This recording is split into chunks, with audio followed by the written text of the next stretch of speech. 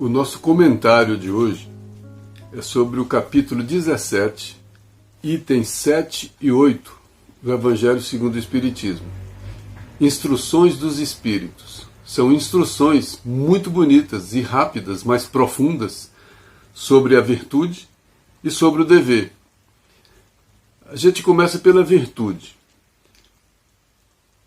No texto, o Evangelho diz que a virtude, no mais alto grau, é o conjunto de todas as qualidades essenciais que constituem o homem de bem.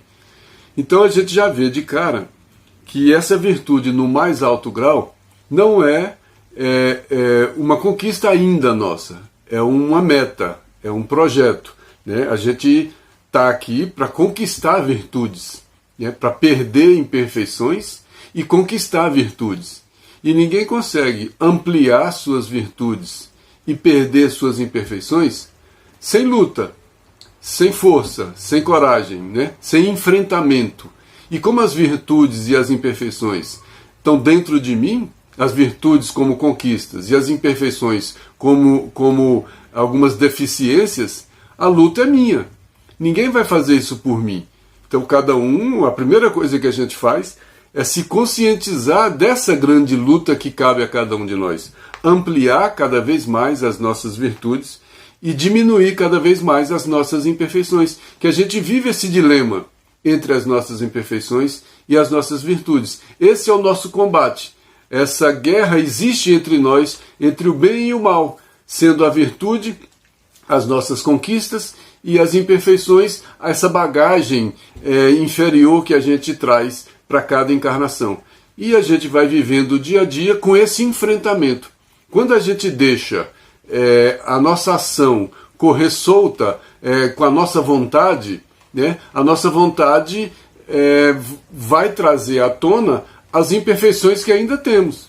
Porque a nossa vontade não é razão, a nossa vontade é desejo, né? Quando a gente começa a trocar a vontade pelo dever, aí entra a razão, que a razão entra no dever.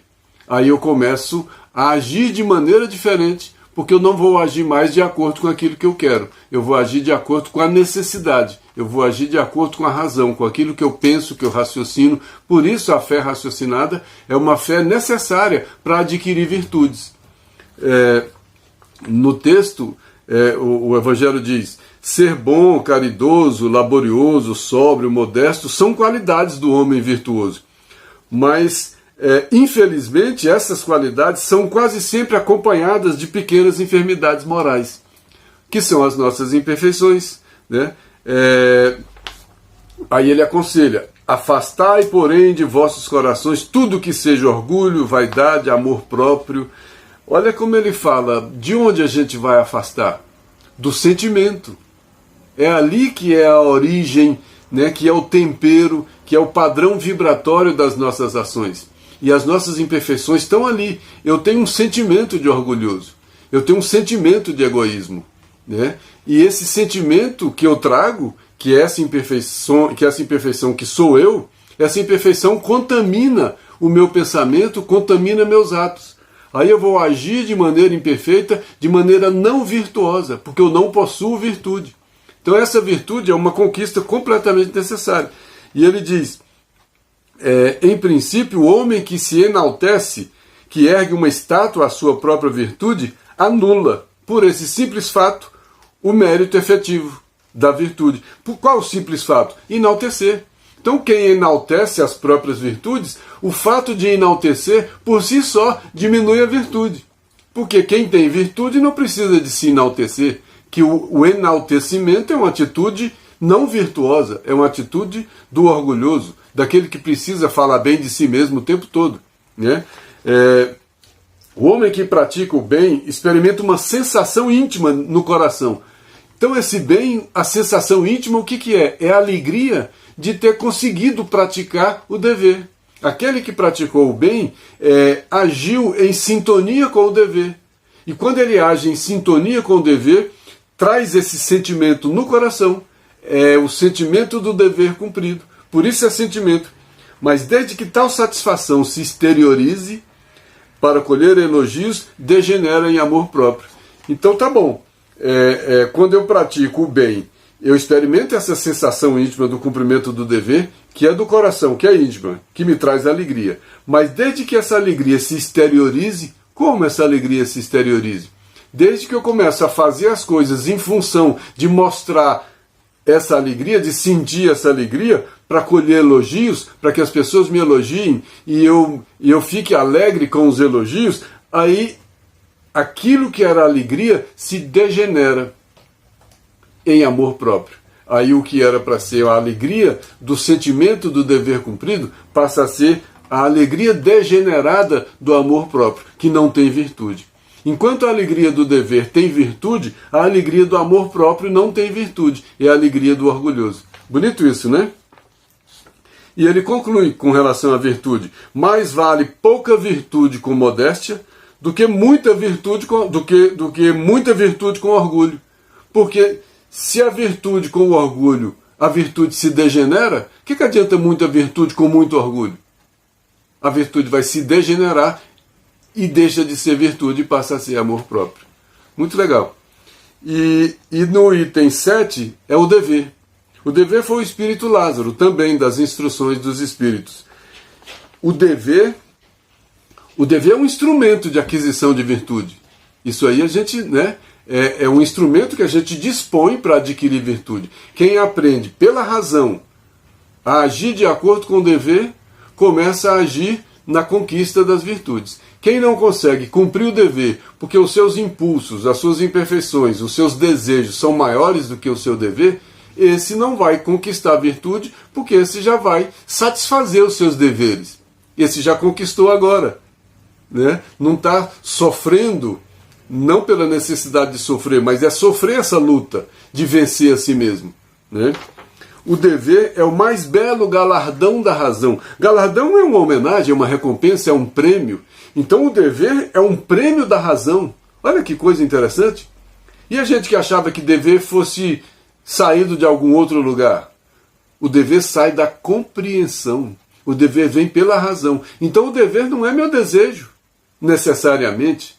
O desejo de vontade, necessariamente. Eu posso, depois de adquirido pela razão, aí sim, ter o desejo e ter a vontade de cumprir o dever. Mas é um dever que muitas vezes vem sem me agradar, necessariamente, porque é pelo dever. Ele diz: o dever é o mais belo galardão da razão e confere à alma o vigor necessário ao seu desenvolvimento. Então o dever confere à minha alma o vigor, me dá a força. O dever é um instrumento de aquisição de virtudes, porque ele confere à alma. Na ordem do sentimento, olha que coisa curiosa. Com relação a sentimento, o dever é muito difícil de cumprir-se, pois se achar em antagonismo com as seduções do interesse do coração. O dever é difícil de cumprir onde? Quando? Quando eu na ordem do sentimento. Porque eu não vou sentir muitas vezes prazer em cumprir o dever. O prazer mundano. Eu vou sentir um prazer espiritual de ter força para vencer minhas imperfeições. Eu posso sentir uma alegria. O guloso sente alegria ao comer. O viciado sente alegria em ceder ao vício. Mas eu posso, pela razão, passar a sentir alegria quando, pelo meu dever, eu começo a vencer esses desafios que me venciam. Então, vencer as tentações que a gente pede no Pai Nosso, para vencer as tentações é se impor pelo dever. E a gente não se impõe pelo dever por outro caminho que não seja pela razão. O dever não se impõe pelo sentimento.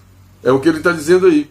Que se eu for pelo sentimento, eu vou fazer aquela coisa mais fácil, que vai me agradar mais, que vai ser, quando o guloso vai comer, o viciado vai beber, e cada um vai dar vazão àquilo que te dá prazer. Eu vou dar vazão ao prazer.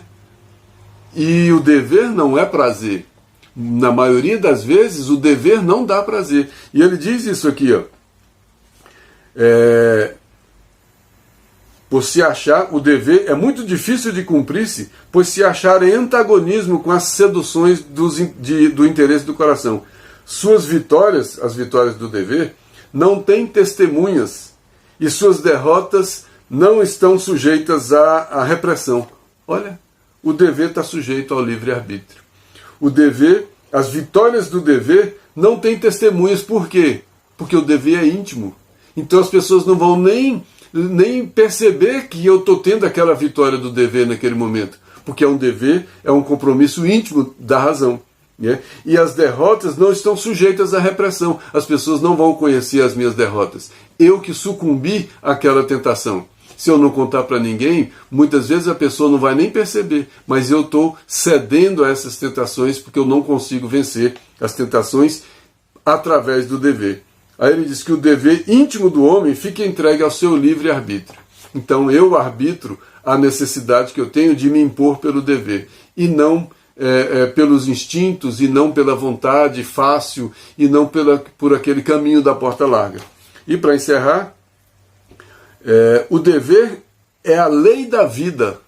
Olha, ele se encontra nas mais ínfimas particularidades. Então, em quase todos os atos, eu teria um dever, eu teria uma maneira certa de fazer. E por que eu não faço? Porque eu não consigo fazer da maneira certa, porque eu gosto de fazer da maneira que me agrada mais. Então eu deixo de fazer a vossa vontade e passo a fazer a minha vontade.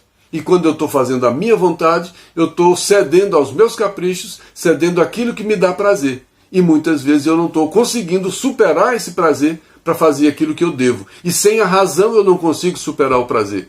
É só a partir da razão que eu consigo superar o prazer e fazer o dever. Por isso que nessa sociedade a gente luta pelos direitos e não pelos deveres. A gente quer o dever dos outros e os nossos direitos. O dia que a sociedade estiver buscando seus deveres, os direitos dos outros aparecem. E os meus também.